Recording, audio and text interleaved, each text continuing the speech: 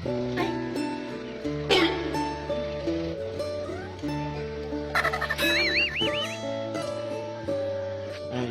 tutulog pa siya eh. Oo, kasama nila Daddy Frankie. Ha? Apo. Kilala niya pala eh. Parang, Ha? Ano sabi ka? Mga kababayan, no? After namin sa San Carlos, andito naman kami sa Dagupan dahil nandito si Maylin ngayon, araw ng kanyang check-up. Oo, si Doktora daw.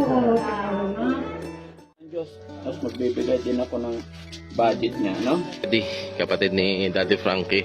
So at iyon yung tinitirhan ni Ate Maylin. So check natin kuya kung naka-ready na.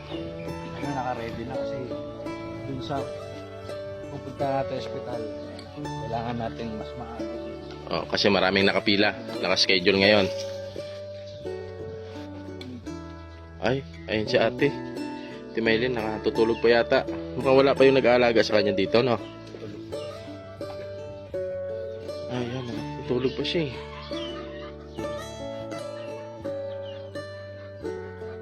So, ito po si Ate Maylin. Yung inalagaan ng Team Daddy Frankie na nakatira dito sa tangkal ng baboy. Wala pa si Ate. Yung nag-aalaga sa kanya. Mas maganda siguro puntahan muna natin Si Ate. para Alam mo ba yung bahay, kuya? tayo dumano sa may parang pila-pilapil na yan. Sige, tara.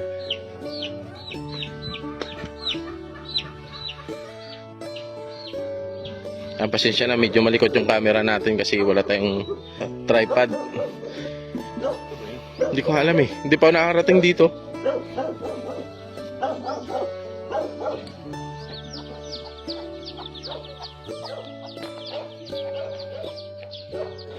Ay, pabo.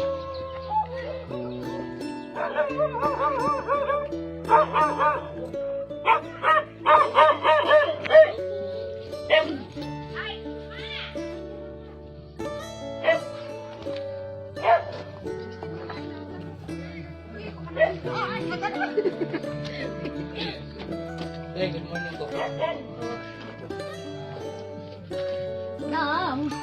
Dong. Naka-ready na ba yung te? Si ano? Opo, nakaready na. Naka-base na Hindi napapasama sila. Sige lang, okay lang kasi ano, yung sasakyan nating dala ngayon, maliit lang. Kasi si Daddy Frankie nandun sa isang location kasi may dadalhin kaming matanda din na ni-rescue namin. Oh, kaya hindi siya ngayon kasama dito. Oo. Baka mamaya na lang siguro doon sa hospital siya pupunta. Kami muna yung sasama sa inyo. Kasi naka-schedule si ate.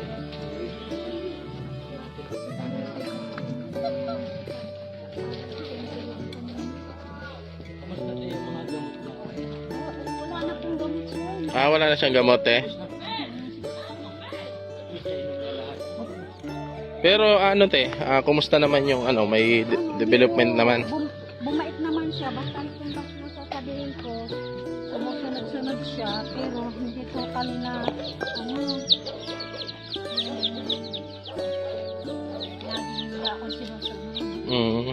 Meron lang mga tayo na sumusunod-sunod. Pero, pag sinabi niya na, nakahiga lang siya.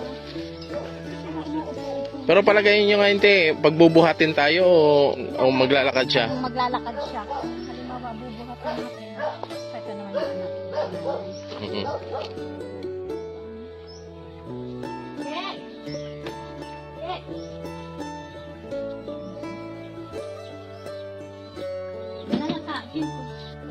Maylin, papacheck na tayo. Maylin, Oo, kasama nila Daddy Frankie. Ha? Apo. Kilala niya pala eh. Yung driver, nakilala kayo. Yan, tayo ka natin, Maylin. Bukat si Maylin para Dali na, doon na tayo sa sakyan. Dahil tayo, nagsisikot tayo kay Doktora. Dali na, may ka na bangon na. Mabait yan si Ate Maylin eh. Dali na. saglit lang tayo. Sasakay tayo sa sasakyan. Oo, driver siya, yun yung driver. Dali ka Ay, mabait yan si Ate Maylin eh. Dali na. Ibasa ko yung Halika na. Tara na Ate May. Halika na. O, ba ito sindong, o, tingnan mo. Makikita yung sindong. O, day off niya ngayon. Halika na. Punta tayo sa sasakyan. Tara na Ate Maylin. Wow. Bagong ligo pala si Ate Maylin eh. Kasi pupunta tayong Dagupan ngayon. Oo, sabi mo. Ngayon ang mga kabarangay medyo sa atin ay umano na, medyo umano. Tumaba-taba na yung mukha. Tsaka ano. Gumaganyan na, tinitingnan ko yung dati. Ngayon, umano na siya. Nakikipag-usap na siya. Halika na, halika na. Dali na, dali na. Di ba sabi ko sa'yo? Maylin, halika na. Dali na, labang ka na. Si Doktora, nandun na si Doktora. Kilimit ka na. Sit down ka lang. Huwag ka na, sabi ko sa'yo, huwag ka na, hindi kita kayang buhatin. Ay, yung relo niya, yung relo. Halika na. Akay na lang. Baba na ikaw dito. Bumalik ka na. Dali na, huwag ka na magpabibig. Hindi kita magbubuhat. Yan, sige. Lakad na lang tayo. Halika na. Sige, last na. Sige, tiyo ako na magdala niya. Tayo ka na, tayo na. Lakad na lang kami. Let's go. Ah, maglalakad na yan si Ate Maylin. Dito na lang tayo tayo mas malapit. Ano, hindi na kayo nindong. Lakad na lang kami. Tayo yung kamay. Oh, doon na. Kabila. Yung parang. Halika na. Ha? Basta ito lang. Ano tayo ka ha?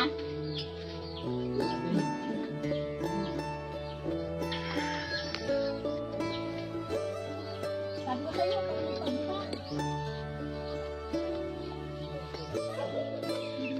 So, ay, ganito po yung ano kadalasan na kapag pupunta kami dito para dalhin siya sa ospital or ipapa-check up. So, kailangan talaga buhatin siya. No? Pero kapag pauwi naman or galing na doon sa check up, so siya na yung kusang bumababa sa sasakyan para bumalik doon sa kanyang ano, hinihigaan.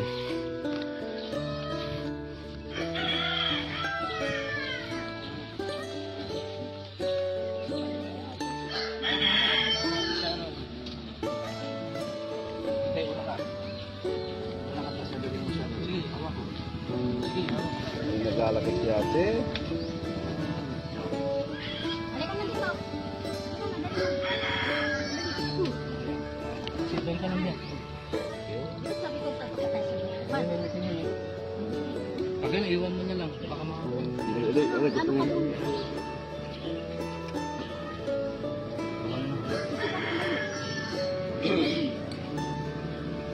Ayun, natulog na.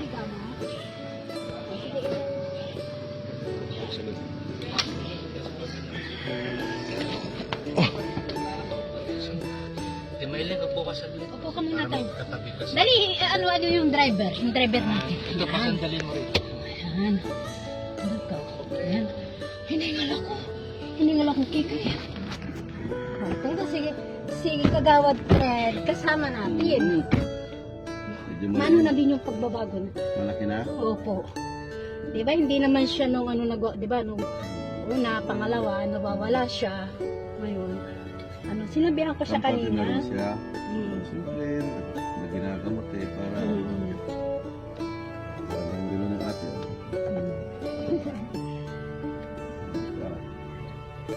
Ay, Diyos ko po. Tapos pag naligo yata ni ate, ano? Opo, pagka niliguan ko siya, every other day. Aga pa, naligo na eh. Ayos na. Ay, walang alkohol. Wala silang alkohol. Hindi Ito po meron kaya lang Ayun. spray ito. Eh, friends, paano na lang? Spray. Gustong gusto ni Ate Maylin ng Alcohol. Oo. para sa kamay. Yung isa, oo. Mag-thank you ka. Okay. Mag-thank you ka. Mag-thank you ka. Te, kumusta naman si Ate Maylin? Ano po yung mga pinagbago simula nung ano, na-check up siya, nabigyan siya ng gamot.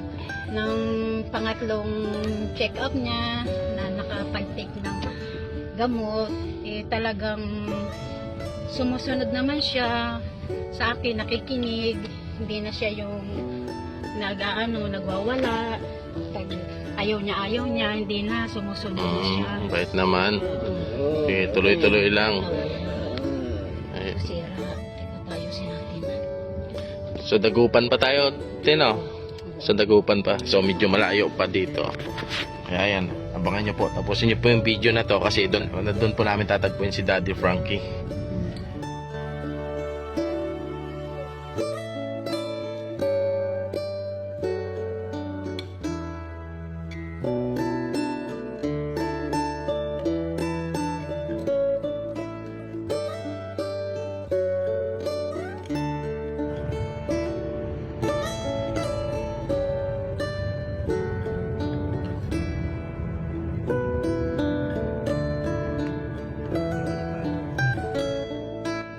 So ayan, andito na kami ngayon sa Dagupan. Malapit na tayo sa ospital na kung saan andito yung specialist ni Ate Maylin. Ito ba yung kuya? Ito. Specialist Group Hospital. Ito. Ayan, dito pala si Ate Maylin.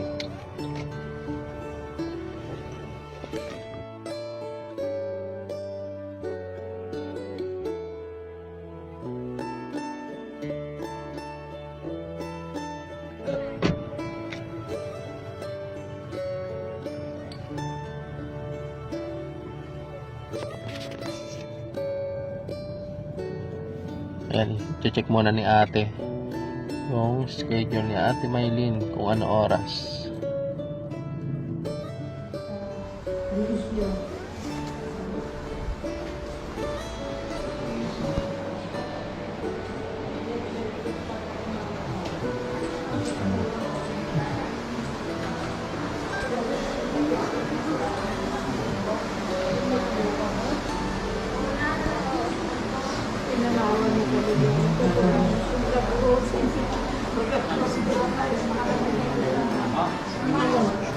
Ha?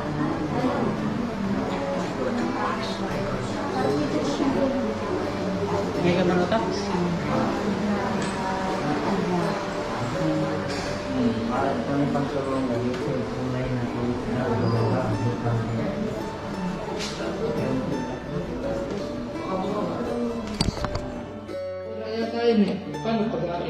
Ano tayo, kumusta yung doon? Ha? Schedule, ano oras daw? Bago eh. Pangilan tayo? Hindi bago, hindi yung dati. Ngayon pa ilan siya? 29. 29 siya ngayon? 29 ngayon. Nung last month ba yun?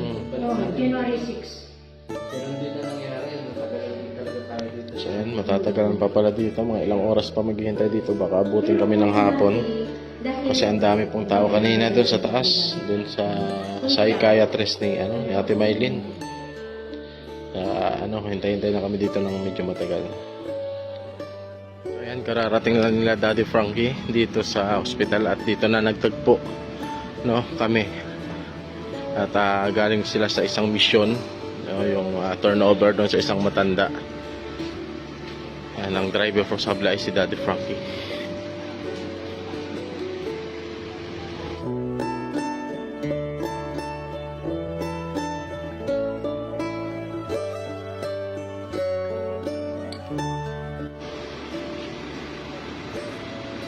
So, ayan mga kababayan, after namin sa San Carlos, andito naman kami sa Dagupan dahil nandito si Maylin ngayon, araw ng kanyang check-up. So, ang pumick up kaya Maylin mga kababayan, si Rizky at si Mons Channel. Mons, kumusta sila? Medyo matagal pa dad sa pila kasi number 5 pa lang yung natatapos, number 29 tayo. Kaya siguro abutin siguro tayo dito ng hapon. Okay lang yan. Okay lang. Wala tayong magagawa. Ayan, nililipat namin si Ate Maylin dito sa malaking sasakyan dahil doon sa kabila ay medyo masikip. So ito talaga yung ginagamit namin, kaya lang dahil dalawa ang mission ngayon, kaya nagdalawang sasakyan. Kaya ito ililipat namin siya dito sa Okay.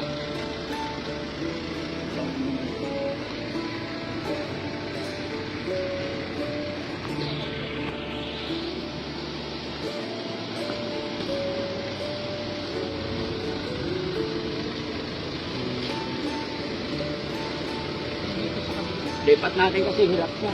Halika, lipat tayo dito. Para hindi ka kawawa. Magkinelas ka. Galiniit ko nga kayo mo. Galiniit sa kanya to. Lipat tayo. Good. Good. Lipat tayo doon. Lipat na lang.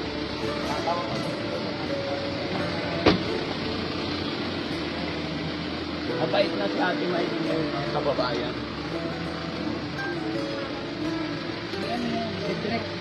Oo. Dito ka na lang, dito ka na lang. Dali, at yan. Tayo, tayo. Na-miss niya si Daddy Frankie, naglalambing eh. Okay, balik natin. Iayos mo itong sasakyan.